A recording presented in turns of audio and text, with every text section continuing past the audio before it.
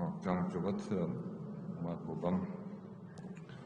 მე მაინტერესებს ამ კანონპროექტის მიზანი, აი მაგალითად კონკრეტულად რა ღონისძიებები ესაჭიროება მთავრობას ისეთი, რომლის უფლებას მაგალითად ეს პარლამენტი მათ არ მიცემდა. ეხლა მე ვკითხულობდი ამ დასაბუთებას და ეხლა ჩვენ ვართ მე-7 ადგილზე სიკვდილიანობით მილიონ ადამიანზე. და ღონისძიებები არის სწრაფად განსახორციელებული, რომ პანდემია გავაჩეროთ. მე მჯერა, რომ ქვეყნები არსებობს, სადაც აბსოლუტურად არაფერი არ აქვს გაკეთებული და ჩვენზე უკეთესი შედეგები აქვთ. და კონკრეტულად მაინტერესებს, რა არის ის ღონისძიებები, რომლის უფლების შენარჩუნების აუცილებლობა აქვს მთავრობას და პარლამენტი ამ უფლებას მას არ მიცემს. ამ ყოველ შემთხვევაში საკამათო იქნება ესეთი უფლება. შეგიძლიათ კონკრეტულად რამოდენიმე ესეთი საჭიროება დაგვისახელოთ ბატონო ლადო. კონკრეტულად რას ეხება ეს? მადლობა. შემდეგი ბატონო ბეჟან წაკეთებით.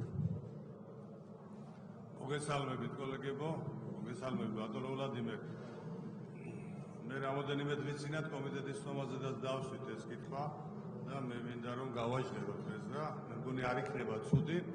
ჩვენ რა თქმა უნდა დავეთანხმოთ მთავრობას, რომ გადაეწიოს ვადა 1 წლის განმავლობაში, მაგრამ მე ვფიქრობ, რომ კარგი იქნება თუ დავიტოვებთ იმ უფლებას, რაც შეეხება გაგრძელებას ვადისაც, თუ მოინდომებს მთავრობა, უნდა შეიკრიბოს პარლამენტი იმ კუთხით, რაზედაც ბიზნესის რეგულაციებზე არის საუბარი. ამიტომ დღეს ჩვენ გვაქვს ესეთი მოცემულობა, რომ მიღებული გვაქვს ბიუჯეტი, არც თუ ისე ადვილი იქნება მისი შესრულება და ზედმეტი ჩარევა ბიზნესში არ იქნება კარგი. ჩვენ რა თქმა უნდა შეიძლება მოგვიწიოს დიდი შრომა, რომ დავიცვათ კოვიდი და მართოთ კოვიდი. ამისათვის თუ საჭირო იქნება ბიუჯეტში საკმაოდ თანხებია ჩადებული და კვლავ მისი გაზრდა, ეს უფრო არ იქნება ესეთი მტკივნეული, როგორც რეგულაციების გაზრდა ქვეყანაში. ამიტომ ერთ-ერთი ბუხლი ამ პუნქტიდან, ამ მთელი ჩამონათვალიდან ერთ-ერთი პუნქტი, რომ დავიტოვოთ იმის უფლება, რომ მთავრობა ჩვენს გარეშე არ შეეძლოს გაზრდა ბიზნესის მიმართ წრეხისა. აი ეს მინდოდა ბატონო ვლადიმერ. სრულიად ვიზიარებ ბატონო ბეჟან, მე მაშინაც კომიტეტზე დაგეთანხმეთ.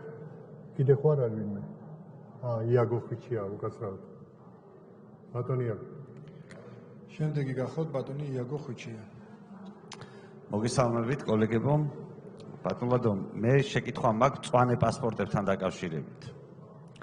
ამ ქვეყნის მოსახლეობის დაახლოებით 60% არ არის ჩვეულებრივი ადამიანის უფლებების მქონე.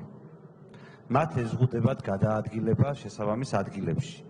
მაგალითად, მე როგორც თქვენს კოლეგას მიწევს სხვადასხვა სასტუმროებში ან კონფერენციებში რომ მონაწილეობა მივიღოთ, ჩემი კოლეგები მშუამდგომობენ სასტუმროს ადმინისტრაციასთან.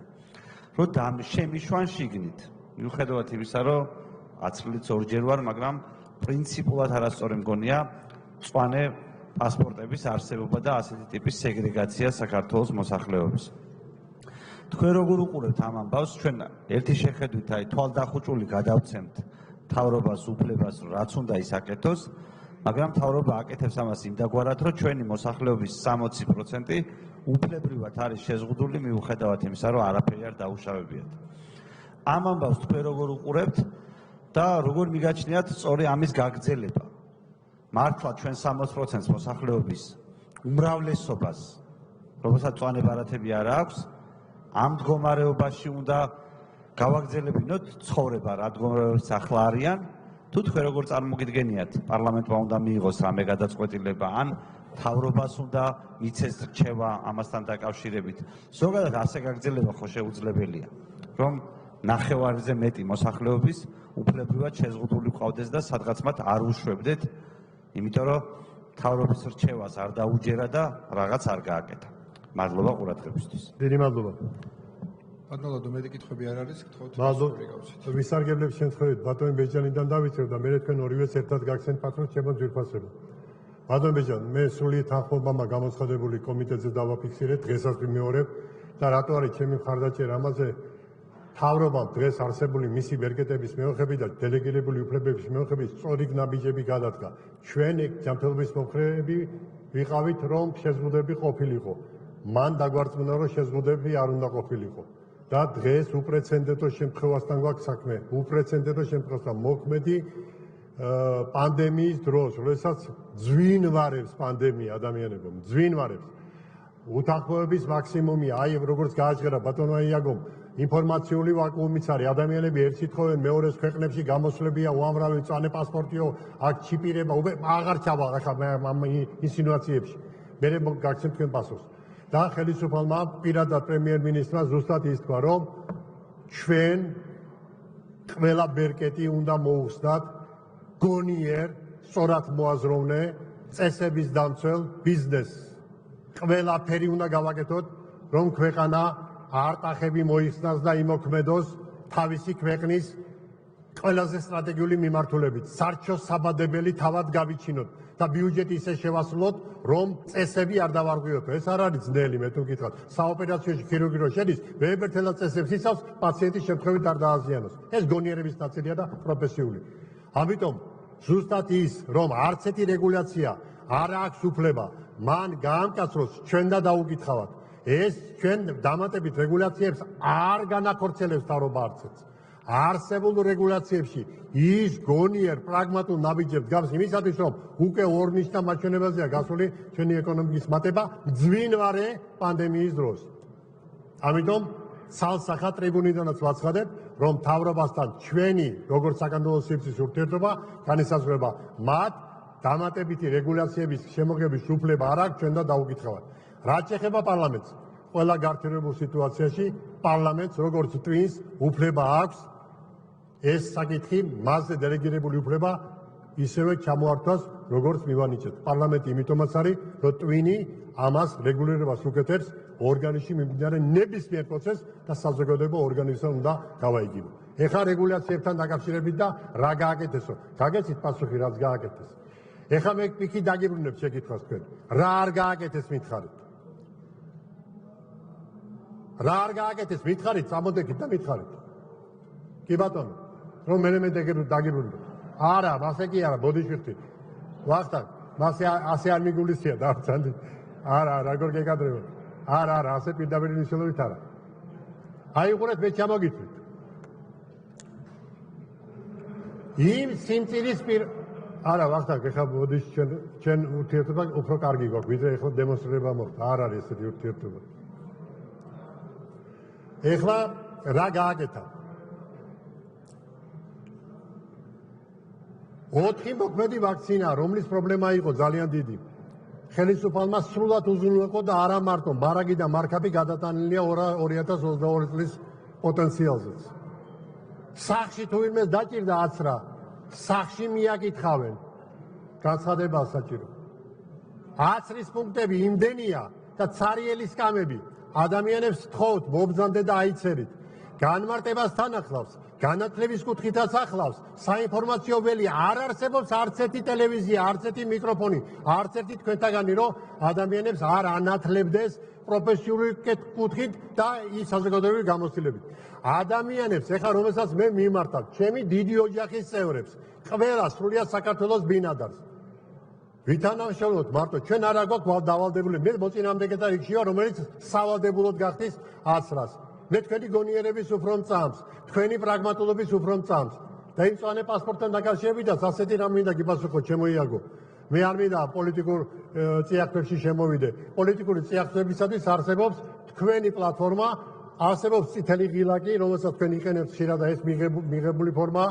მე რაც არ უნდა გიპასუხოთ, თქვენ ემოციურ და პოლიტიკურად გაჯერებულ მიმართავს მოსახლის, თქვენი მხარდაჭერი მოსახლის მიმართ მე ვერ გავანელებ, გამორიცხულია, ამიტომ გაძლევთ უფლებას არ დაეთანხმოთ ამ კანონს და დააჭიროთ წითელ ღილაკს. პირიქით, თქვენ მე გთხოვთ, რომ წითელ ღილაკს, იმიტომ რომ მინდა რენომი შეინარჩუნოს თქვენმა მოძრაობამ. ამას ველოდები კიდევაც. სხვა რა გითხრათ, მწვანე პასპორტთან დაკავშირებით, ამას ხშირად გავმართავ. სტუმარი და მასპინძელი. მასპინძელი ყველაფერს უნდა აკეთებდეს, რომ უსაფრთხო გარემოში მოხდეს მისი პოტენციური სტუმარი. ყველაფერს. როგორც გადალახავს სამზღვარს, შეხვალ ოჯახში, ყველაფერი უნდა იყოს ადაპტირებული, რომ შენ არ დაავადდე, შენ ცუდი არ მოგივიდეს, საჭმლით არ მოიწამლო, იქ წყალი სწორად მოდიოდეს, ჰიგიენა დაცული იყოს, ეს არის მასპინძლის თვისება. მეორე არის სტუმარი. შენ არ უნდა აკადრო იმ ოჯახს მიხვიდე სატუცავი დასული სატუცავით, შახიდის ქამრით, ინფექციით დაავადებული და პატივი უნდა სცე. ეს ცელდება როგორც ბიოლოგიურ ოჯახებს, ასევე ქვეყნებს. საზღვარზე იქ ქვეყანა გთხოვს, არ განმონახო ჩემი საზღვარი, თუ იმ კანონებს არ აკეთებ, რომელიც ჩვენ გვაქვს შემოღებული. სხვას მე ვერაფერს ვერ გიპასუხებ. დანარჩენი გექნება 5 წუთიანი გამოსვლა, 15 წუთიანი გამოსვლა, გამოგზავნდით და თქვი თქვენი საქმელი თქვენ მოსახლეს უცხარით. დანარჩენს მე არაფერს არ ვიტყვი, ღილაკის უფლება გაქვთ. წითელი ღილაკი. მადლობა ბატონ ლადო. ხალბატონიანაა ჩაწერილი, თუმცა ეს დაზუსტებები არის. მეორე კანონპროექტს ვიხილავ და უკვე მოგცემთ პაკეტში შემავალი კანონპროექტის საშუალებას, რომ დასვათ კითხვა. დაზუსტებები, ბატონი ვახტანგ მეგრელიშვილი. მადლობა. უბრალოდ ჩემ კითხვაზე პასუხი მართლა ვერ გავიგე. ანუ გავიგე არ გამიჩნიათ თქვენი პასუხი, როგორ გაიგებდით? აბა მაშინ რატო დაზუსტებისთვის მე რატო მაძლევთ? არ გაგცეთ პასუხი ისეთ კითხვაზე, რომელსაც მე ვთვლის საჭირო თუ არ უნდა გაგცეთ და უნდა თქვა ის, რასაც მე ვფიქრობ ჩემი მოსახლისათვის. არა, თქვენ შეგიძლიათ გამოყიდეთ აქ და დაასაბუთოთ ჩემი არასწორი პასუხი. დაზუსტებითაც ვერ დააზუსტებთ, თვითონ თქვენზე პასუხი არ გამიცია. თქვენ გაქვთ პოლიტიკური ჯგუფი, გამოხვალთ ტრიბუნალზე და იტყვით იმ თქვენ საქმეს, სავსებით რეალურ სივრცეში. და ღილაკს თითქოს დააჭერთ, ვიცი მე ეს. და ამას მე ვერ აგიგზავნოთ, ბატონო, ესე თქვენი პოლიტიკური პარტიის განსაცვეთი. მივესალმები თქვენს დამოუკიდებელ ასეთ აზროვნებას. ანუ კითხვის დასმას აზრი არა აქვს? იმ შემთხვევაში, როდესაც ასეთ კითხვაზე მე 1000 წლის გასამული პასუხი და მოსახდენ ჩემი აზრი იცის, ბევრჯერ გუშინას კომიტეტის მერე გავეცი. მაქვს უფლება არ გავცე. კონსტიტუციას ვასრულებ. დაზუსტებები მეტი არ არის. გადავიდეთ შემდეგ კანონპროექტზე, ეს გახლავთ საქართველოს სისხლისამართლის საბრალდო კოდექსში ცვლილების შეტანის შესახებ ასევე ერთი მოსმენით. ბატონო, პირდაპირ კითხვებზე გადავიდეთ. კი ბატონო, იმიტომ რომ ეს გახლავთ საკითხი, რომელზეც იქნება კითხვა სამართლის სპეციალისტების ქალბატონიანი დასვამს კითხავს, ესეც ბევრჯერ არის დასმული, მე იგივეს გავცემ, რაც გავეცი წინათ 6 თვის წინას და 1 წლის წინათ. გისმენთ ქალბატონიანი. ქალბატონი ანა ნასლიშვილი, ხო ჩავართოთ მიკროფონი. მადლობა მოგესალმებით. ბატონ ლადო, რამდენიმე კითხვა მექნება თქვენთან როგორც ცვლილების მუდმივ ინიციატორთან. პირველი. კიდევ დავსვამ ამ კითხვას როგორც წინა ჯერზე. ეს კანონპროექტი შეეხება მთავრობის უფლებამოსილების გახანგრძლივებას კიდევ ერთი წლით. რატომ არ ითხოვს ამას მთავრობა და რატომ ითხოვს ამას 5 დეპუტატი? მთავრობის პოზიცია თუ მოიძიეთ, იქნება არ უნდათ ეს საკითხი, ან სხვაგვარი შეხედულება აქვთ. თუ გქონდათ კომუნიკაცია ვინმესთან სამთავრობო გუნდიდან, რა არის მათი პოზიცია ამ კანონპროექტთან დაკავშირებით? თუ არ გქონდათ კომუნიკაცია, რატომ არ გქონდათ? ეს ერთი კითხვა. მეორე. წინა ჯერზე, როდესაც ასევე თქვენ შემოიტანეთ ეს ინიციატივა, ჩემი მთავარი პრეტენზია ამ საკითხთან დაკავშირებით იყო ის, რომ პარლამენტი არ ახორციელებს ზედამხედველობას მთავრობის მიმართ ამ ძალიან კრიტიკულ საკითხზე. მაშინ კარგად მახსოვს, როგორც თქვენ მე ვფიქრობ, რომ ძალიან მნიშვნელოვანი საკითხია საუბარი. 13,000 ადამიანი არის გარდაცვლილი. და ამ ვითარებაში, როდესაც კოლეგების აბსოლუტურ უმრავლესობას, როგორც ჩანს, ეს თემა არ აინტერესებს, მე მგონი ეს ძალიან უხერხულია მინიმუმ. მაშინ თქვენ ამბობთ, რომ მივიღოთ ეს კანონი, გავუხანგრძლივოთ მთავრობას უფლებამოსილება და მონიტორინგი რამდენიც გინდათ განვახორციელოთ. მე მაქვს თქვენთან კითხვა, თუ შეიძლება ამ ტრიბუნიდან გითხარით, ამ პერიოდის განმავლობაში კონკრეტულად მონიტორინგის რა მექანიზმები გამოიყენა პარლამენტმა, რომელმა კომიტეტმა, რა ჯგუფმა და რა არის ამ მონიტორინგის განხორციელების შედეგად დადებული დასკვნები. თუ შეიძლება ეს წარმოგვიდგინოთ. და ბოლო კითხვა. ამ ბრძოლის მთავარსარდალი გადადგა ქალბატონ ტიკარაძე. ცუდი მინისტრი იყო და ამიტომ გადადგა და ვერ მართავდა კოვიდს და ამიტომ გადადგა, თუ კარგი მინისტრი იყო და კარგად მართავდა კოვიდს. თუ კარგად მართავდა თქვენი შეფასებით, როგორც დეპუტატის და როგორც ექიმის, მაშინ რატომ გადადგა? თუ ცუდად გადადგა, იქნებ ესეც, თუ ცუდად მართავდა და ამიტომ გადადგა, იქნებ ესეც გითხრათ ამ ტრიბუნიდან. ჯერჯერობით ეს კითხვები მაქვს. მადლობა. მადლობა ბატონო ლადო, გთხოვთ სხვა კითხვები. მე პოლიტიკურ კითხვებზე პასუხს არ გაგცემთ. მაქვს კიდევ ამის კონსტიტუციური უფლება და მითხარით თუ არა მაქვს. თქვენ გინდათ ეს პლატფორმა გამოიყენოთ თქვენი პოლიტიკური წონის ასამაღლებლად, გააქვთ ტრიბუნი, გამოხვალთ 15 წუთი ისაუბრებთ, როგორ არ მოგწონდა ჯანდაცვის მინისტრი, როგორ არ მოგწონთ მთავრობა, როგორ არ მოგწონთ სისტემა. და ყოველდღე ელოდებით ჩამოიშლება ეს სისტემა და აგერ ვერ გაუძლებს ეს სისტემა. 5 ტალღა გავიარეთ. სისტემა არ ჩამოიშალა. სისტემა მყარად დგას. იმ სასწავლი ექიმების მეოხებით, რომელმაც ბევრმა სიცოცხლე დათმო, იმ ბევრი ექიმისა და სანიტრის მეოხებით, იმ ორგანიზაციული კუთხით, რომელსაც აღმასრულებელი ხელისუფლება ეწევა. არეგულირებს ამას იმ მოთხოვნეთა შესაბამისად, რომელსაც ჯანმო განკარგავს და ჩვენი ქვეყნის მაგალითის ნაწილი წაიღო სოფიოს ჯანდაცვის ორგანიზაციამ. COVID ფასუნებს გულისხმობ. ეს არის ის მდგომარეობა, როდესაც თქვენგან არასოდეს არ გამიგია მოსახლისკენ მიმართვა და თხოვნა, რომ მოსახლე აქტიურად ჩაერთოს თავისი ჯანმრთელობის დაცვაში და ყველაფერი ისრიც გადატანა გინდათ მხოლოდ ხელისუფლების მიმართ. ეს თქვენი უფლება. მე ამაში ვერასოდეს თქვენ ვერ გაგაკრიტიკებთ. ეს არის პოლიტიკა, იმიტომ არის პარლამენტი, იმიტომ გეძლევა ტრიბუნა, იქნებ თქვენმა ასეთა შეგონებობა მეტი მოსახლის ხმა მოგაპოვებინოთ მომავალ არჩევნებზე. 3 წელის განმავლობაში მე გავიმეორებ ინგლისის მაგალითს, გერმანიის მაგალითს, სადაც ზუსტად გონიერი ხელისუფალი და გონიერი ტვინი აღმასრულებელ ხელისუფლებას, გამოცდილ აღმასრულებელ ხელისუფლებას, რომელმაც საშინელება გამოიარა იმ წილის შესაძლებლობებით, სწორად გამოიყენა საერთაშორისო დახმარება, სწორად მიუდგა ამ პრობლემის განხილვას, არ შეუშინა გამოწვევებს, აღიარა შეცდომების ნაწილი, მოხდა ბევრი კორეგირება და დღეს სრული გამართული სისტემით კიდევ ერთხელ ვამბობ, თქვენ ვერ ნახავთ ვერცეთ ადამიანის სურვილს და ნებას არ დაუკმაყოფილოს ხელისუფალმა, როგორც ფინანსური უზრუნველყოფის ნაწილში გაჭირების დროს, ასევე სამედიცინო პროფესიული კუთხით. მე ვარ იმ ხელისუფლების შტოს წარმომადგენელი, რომელიც აღმასრულებელი ხელისუფლების შესაძლებლობებს საზღვრავ, ხედავ და აქედან გამომდინარე ვაძლევ მათ ამ დამოუკიდებელი ქმედების ჩვენივე განსაზღვრულ ჩარჩოებში ქმედებისა. რამე თუ მათ ამ გამოწვევების დროს თავი მართლა ცუდად არ გამოვლენიათ. იქიდან გამომდინარე, რაც გაგვაჩნია. და რა უნდობლობასაც თესავს კიდევ რაღაცები, მე პოლიტიკას არ შევეხები.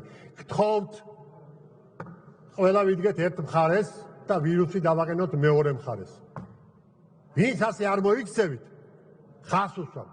გინდათ იმ პოლიტიკური კითხვებით უდროო დროს, არასწორ დროს, არასწორ კაცთან. იცით რომ მე ყოველთვის გიპასუხებ ისე, რომ სამედიცინო კუთხით დანახული თვალი, მამის და ბაბუის თვალი დანახული თვალი, სიკვდილის თვალებს შეხედული ადამიანის თვალით ვერასოდეს ვერ მაჯობებ. მე სწორი ვარ და იმიტომ. წვანე პასპორტთან მიმართებაში სამშეთხვაში და ადამიანის უფლებრივ ნაწილშიც. აი ამ გამოწვევების დროს არჩევნების კასკადი გავიარეთ. ერთი უფლების დარღვევა მითხარით ადამიანის. გინდა სასამართლოში მისცე მობრძანდი, არ გინდა გაიქეცი. გინდა ტელეკომუნიკაციით ტელეკომაგრეზე, გინდა სადაც აი ბრძანდები იქ მოგაკითხავს. როგორი ფორმითაც გინდა, შენ უფლებას კონსტიტუცია იცავს და ეს ხელისუფლება იცავს. დიახაც, ჰუმანიზმის გზით და უფლებების დაცვის მით ამ ხელისუფლებას ვერცერთი წინამორბედი ხელისუფლება ვერ შეეძრება. ეს იმას არ ნიშნავს, რომ ჩვენ მინუსები არ აქვს. ჩვენ სუსტი მხარეები ბევრი არის ასეთი, გამოწვევებს კარგად ხედავთ, ამას ვაზიარებთ და ერთ-ერთი გამოწვევა არის, რომ უნდობლობის, დათესილი უნდობლობის წინააღმდეგ გვიწევს ყოველდღე ლაპარაკი. დილ არ არის გათენებული ჟურნალისტი მირეკავს, თქვენ რას უშიეთ მოსახლეს. თქვენ რას უშიეთ მოსახლეს. მე ვეუბნები, მუხმოდრეკილი ვთხოვ მოსახლეს. მუხლმო ექიმი ვარ და ვიცი პაციენტს ვეუბნები, პოტენციურ პაციენტს. თუ შენ და მე ერთ ნავში სწორად არ ჩავჭეკით და ნიშნები ერთად სწორად არ მოусვით, ადგილზე ვიტრიალებ, შენ ნიშნებს დაატრიალებ, მე ჩემს და ადგილზე ვიტრიალებ. პრობლემა არ მოგვარდება. ამაზე აწყობილი ვირუსი. ზუსტად ეს იცის ვირუსმა, რომ უნდობლობის ფენომენის დათესვის დროს ის გაიმარჯვებს. გთხოვთ, ვირუსის ხარეს მოდადგებით და მის გაძლიერებას ხელს თუ შეუწყოთ. პოლიტიკა ისე აკეთეთ, ადამიანის ჯანმრთელობას არ შეეხოთ ძალიან ხო. მენტალურ ჯანმრთელობას რო ეხებით, მესმის. მაგრამ ეს თქვენი ნებაა და ეს ამის უფლება გაქვთ. იმიტომაც არის ეს ხელისუფლება, ყველას უთხრა. 1% გეკრება მხარდაჭერა მობრძანდი და თქვენი აზრით კი, იმიტომ რომ იმ 1%-ს თქვენი აზრის მოსმენა უნდა ან შეგაბასეს პლუსში, ან მინუსში. პოლიტიკურ თემაზე ნუ ვალაპარაკებ. აქაც შემიძლია ბევრი რაღაცები ისეთი გითხრათ, რომელიც ბევრს გეწყინებათ, მაგრამ საწყინად არ გეუბნებით. გაქვთ მიკროფონი. ჩემნაირი, ჩემზე მეტი დრო, 15 წუთი შეგიძლია ილაპარაკო. გამობრძანდით და თქვით, რომ მინისტრი იმიტომ გადადგა, რომ ჩააგდო ეს მოტლა ამდენი ადამიანი.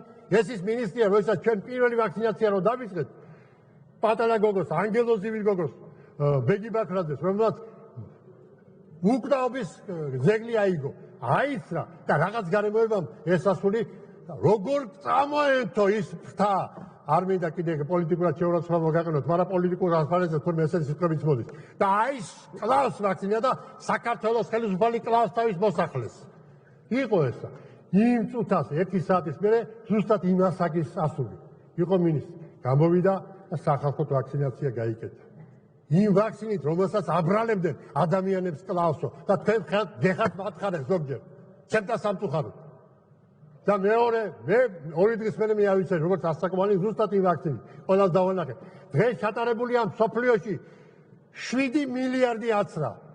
სიკვდილი არის 0,0003%. და დღესაც საქართველოში მოსახლეობას ამუნათებთ ზოგიერთები, ნებსითუმლებლიეთ, რომ არ აიცრა, მოკკლავენო, დაგჩიპავენო. აცრა არ ყოფილიყო, მოსახლეობის პოპულაცია განადგურებული იქნება დედამიწაზე ისეთი უბედურება გადაიტანა გონიერი მეცნიერებისა და პრაგმატული აზრის მქონე ადამიანების ხელშეწყობით. ნუ დადგებით ვირუსის მხარეს. მე კიდევ ერთხელ ვამბობ, მე კომიტეტის სახელით ლაპარაკობ ექიმების სახელით, ლაპარაკობ შვილების სიყვარულით, შვილიშვილების სიყვარულით, მეგობრების სიყვარულით, ქართველთა სიყვარულით და არა მარტო ჩვენ მიწაზე დასახლებული ჩვენი სასწავლი მოსახლის სიყვარულით და დედამიწაზე სიცოცხლის სიყვარულით. აიცილეთ ძალიან თუ. აცრა იმას არ ნიშნავს, რომ არ დაავადდებით, მაგრამ არ მოხდებით. მაგრამ რეანიმაციაში არ მოხდებით დამძიმებულნი. თქვენს ოჯახის წევრებს სიცოცხლეს შეუნარჩუნებთ. და მეორე, ორ კატეგორიად იყოფიან ადამიანები. ერთი, რომელიც თვითონ იღებენ პასუხისმგებლობას და აკეთებენ, და მეორე კატეგორია, რომელიც ყოველთვის ელოდება ვიღაცა ინიციატივას იმან უნდა გამიკეთოს და მომემსახუროს და გამოდით ამ მდგომარეობიდან ყველას გთხოვთ, ყველას იქ გამოგვიყენეთ, სადაც თქვენი ინიციატივის გრძელს დადგომაა საჭირო და ჩვენ არ გეღალატებთ, არც ეს შემთხვევაში არ გეღალატებთ. მე ყოველ შემთხვევაში ერთი ჯარისკაცის რო ვიყო, არ გეღალატებთ, გრძელს დაგეთ, ის მოგცეთ საკუთარს. ცოდნა რაც მაგ გინაწილეთ, მაგრამ ზოგი ღებულობ, ზოგი არ ღებულობ. ზოგი ისეთ ამას დაწერს ახლა Facebook-ზე ამ ჩემი გამოსვლის მერე. არ მეშინია ბატონებო ასეთ ლაპარაკი, რაც გინდა იზაწერეთ, დამწყევლეთ, წყევლის ბევრი. მაგრამ მე აი აბჯარი მაცვია, ჩემი დამოუკიდებელი აბჯარი, ჩემი მორალის, ჩემი განათლების, ჩემი თქვენდამი პატივისცემის აბჯარი მაცვია და ამას მე ვისხლითავ. ისე როგორც პოლიტიკურ ველზე. პოლიტიკოსმა რაც არ უნდა ელაპარაკოს, მისთვის მიმიტებებია, კი არა და გამიმართლებია. ხანაერთ პოლიტიკური ასპარეზი ვერ იქნება, 300 პარტია ვერ იარსებებს საქართველოში თუ ერთმანეთი არ ლანძღეს და 300 პარტიის პირობებში რამდენი ლანძღვა და რამდენი კონსტრუქცია თვითონ მიხვდებით. 300 პარტია იმიტომ შეიქმნა, რომ საქმე კი არ გააკეთოს, ლანძღოს ერთმანეთი. კი არ შესთავაზოს კონსტრუქცია, բայց პოლიტიკურ თემას მალაპარაკებთ, კაცო, არა ვარ მიშეული ამის ლაპარაკს. მე პოლიტიკური ლიდერი არა ვარ. აი ამის პოლიგონი დაეთმო გენიალური ქვეყანა, სადაც არის ინტელექტის მექა და ეს ინტელექტი იხარჯება ერთმანეთის ლანძღვა-გინებაში. ეს რო იყოს კონსტრუქციული ჯაბაასი, ეს რო იყოს კამათი კონსტრუქციული, დადებული, ეს იყოს ხედვებში ჭიდილი. ესე არ არის. ამას მინდა აერიდოთ ახალგაზრდები. თქვენ მინდა რომ თქვენი ინტელექტი სწორად გამოიყენოთ. დაარჩენ ხა პოლიტიკოსებს მე ვერ გიჩვენთ. აგერ არ მიკროფონი და წითელი ღილაკი მე ვიჩვენთ, თქვენ წითელ ღილაკს დააჭერთ. ჩემი მოთხოვნა არის რომ თქვენ დააჭიროთ წითელ ღილაკს. მეტი არაფერი. მოსახელმო იცოდეს, მე თქვენ ამას გთხოვთ. დანარჩენი მხარდაჭერები ვიცი დააჭერებ მწვანე ღილაკს და ამითი კიდევ ერთხელ ისე როგორც სწორად იქცება ინგლისი, რომელსაც ძალიან დიდი გამოწვევა აქვს საფრანგეთი, ჰოლანდია, გერმანია, სადაც დელეგირებული უფლებების მეოხებით თავრობის ერთისო მეორეს ენდობა და თანამშრომლობს. თქვენ გინდათ რომ ნდობა არ იყოს ხელისუფლის წევრებს შორის. თქვენ გინდათ რომ ერთმანეთს ვეპაექროთ, მაგრამ კი არ ვეპაექროთ, ვეჭყობოთ და ჩაუსაფრეთ, არ გამოვა. ტვინისა და გულის ურთიერთობა არის მხოლოდ ურთიერთთანხმობისა და ურთიერთნდობის ფაქტორზე აწყებული. დიახ, ტვინია პარლამენტი. გული არის აღმასრულებელი ხელისუფლება. სანამ ეს ერთ-ერთი თანამშრომლობენ, საქმე გამოვა. სხვა შემთხვევაში მივიღებ იმ ფაქტს, ან გულისას, ან ტვინისას. მე ამის მომხრე არა ვარ. დიდი მადლობა. მადლობა. დაზუსტებები ქალბატონი ანანასუშვილი.